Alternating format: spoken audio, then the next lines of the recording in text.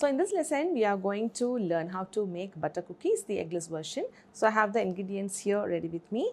There is butter, milk, vanilla extract, salt, sugar and the all-purpose flour. As the first step, we are going to sift the dry ingredients, which is the all-purpose flour and the salt together, and then set it aside. And then for the next step, we are going to do the creaming method. The creaming method is a very important technique that you guys have to learn. So that is there in this first lesson itself. And so we are going to have the butter.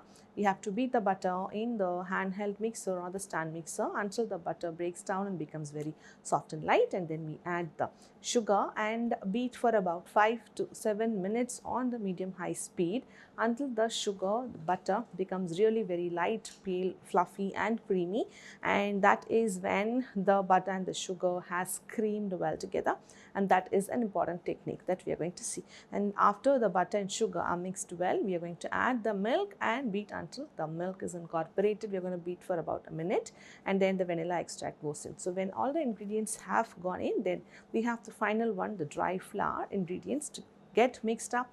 We're going to fold and make the dough, and then we are going to freeze that for about 30 minutes to 1 hour before we get ready to cut them into slices. And I'm going to show you a lot of different variations in which you could use the butter cookies. Okay, so as for the first step, I'm going to sift the flour and the salt. Okay, so I have another bowl in which there is a metal sieve. Into that I'm adding the all-purpose flour and then the salt.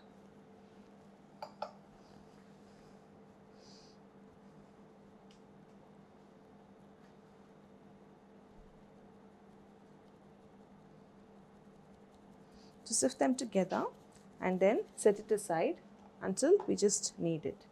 Okay, now I have a stand mixer, so I'm just getting it. So you don't have to have a stand mixer, but then if you have, then you know it's going to make the life easier. But you could also do the same step using a hand beater as well. Now if you're using a stand mixer, then what I have here is the paddle attachment. And if you're going to use the hand beater, then the regular beater is quite fine. Okay, so now as for the first step, I'm going to add the butter. All the butter goes in. Okay, and I'm going to beat that until the butter is just broken down and becomes light and fluffy.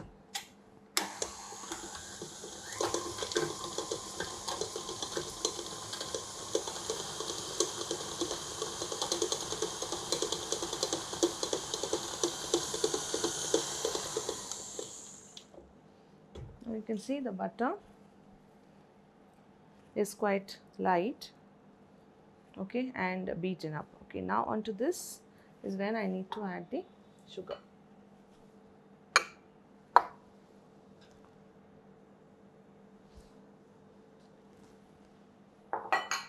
And now in this step, I'm going to continue beating the butter and the sugar for about 5 minutes. I'm going to show after every minute to see how the texture of the creaming method between the butter and the sugar is going to be.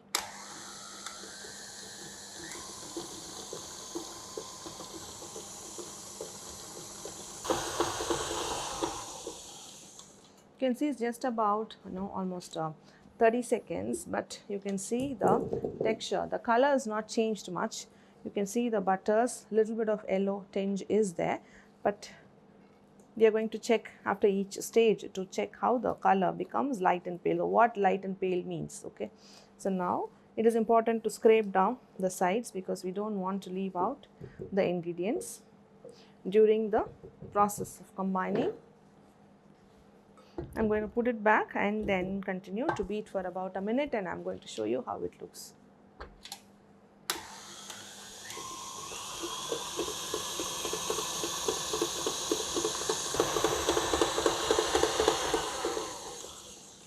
So this will be the next stage. We still haven't completely creamed the butter and the sugar, but I just wanted to show how it looks like. The colors changed from what it was from the previous stage, and then the sugar is getting incorporated properly, but the color is getting paler. So that's what we are looking at. Now again, I'm just going to continue beating for 2 more minutes.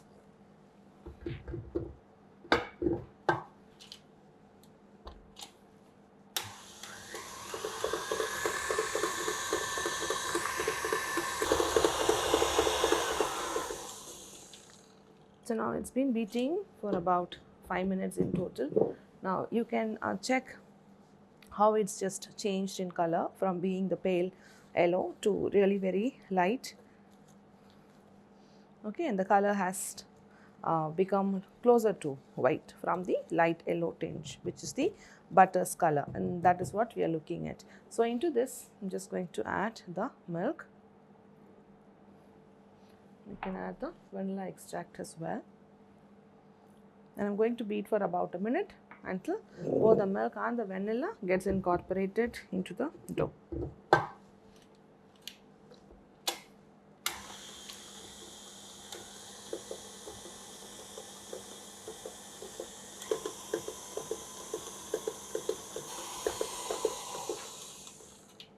So just give about 30 seconds to about a minute until because we need to allow the time for the milk to get completely incorporated, because butter is all fat and then we are adding the liquid milk, and we want to allow the time for the butter to get the milk completely incorporated in it. So into this I'm just going to add all of the all-purpose flour. I just want to mix it once.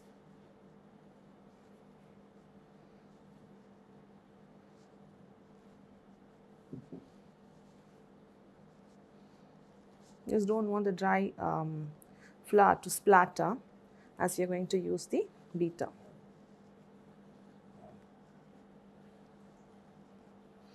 Now I'm just making it like wet crumbs, allowing the flour to get coated with the butter sugar mixture, and after that is done I'm going to run it in the beater until it becomes one solid mass, and then dough will be ready.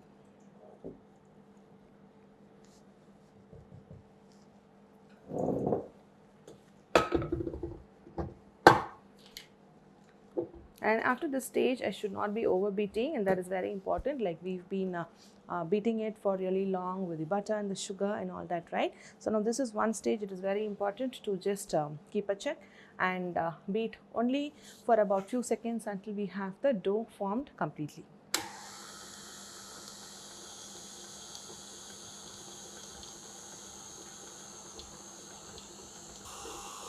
You can see I've been beating on the slow speed only, and that's very important because overbeating leads to tough cookies. Okay, so you want very light tender cookies.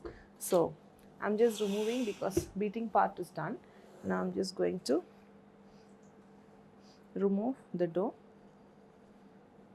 from the paddle attachment. You can just clean up your beater blades at this stage, removing the cookie dough.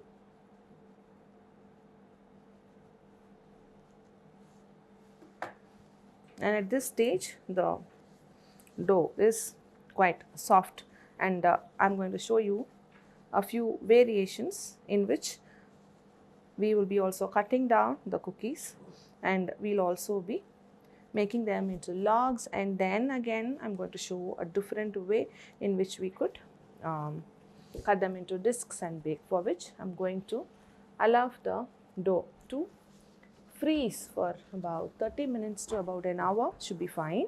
And because I'm going to show the variations, I'm going to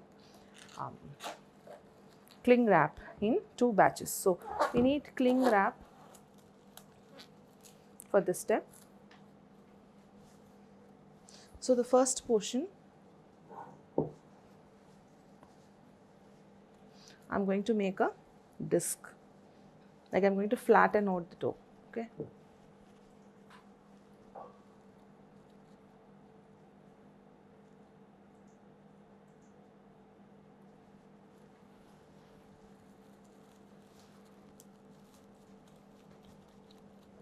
I'm going to flatten out. Flattening out just makes it easier to distribute the chillness from the freezer.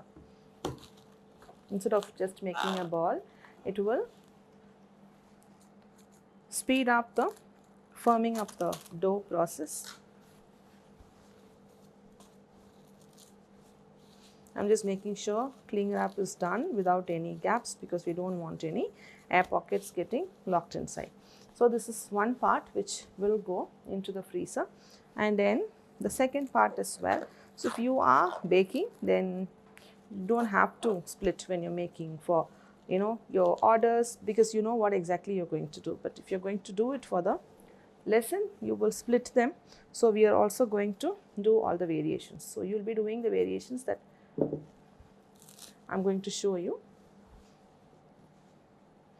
So the second part is going to be rolled like a log.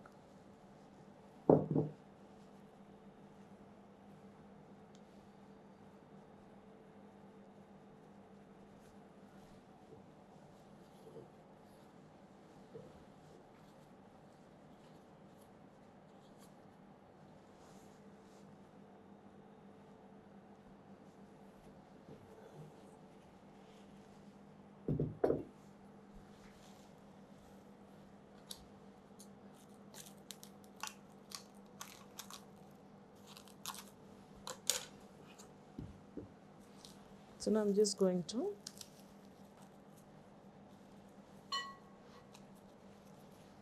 just put the dough together.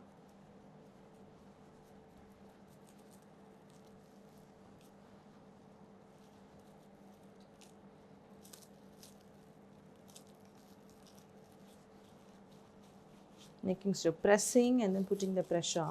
So if there are any air pockets that's gone inside, will just get squished, because then after the log is made, we are going to cut them into logs from here in sections, and we want the disc to be void of any air bubble. Okay, so after you have just squished and made sure the air bubbles are all gone, and then we just roll it.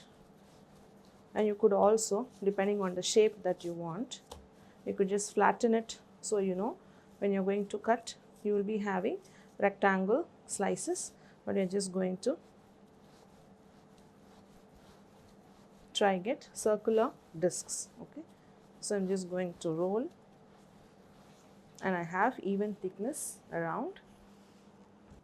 So I've rolled this into a disc, and I'm just going to transfer the disc and the log. I'm just making sure the size is even, and then I'm going to transfer this into the freezer and allow it to firm up for about 30 minutes to about an hour, and then I'll get back once it is firm to show you how to roll them and cut them and then bake the butter cookies.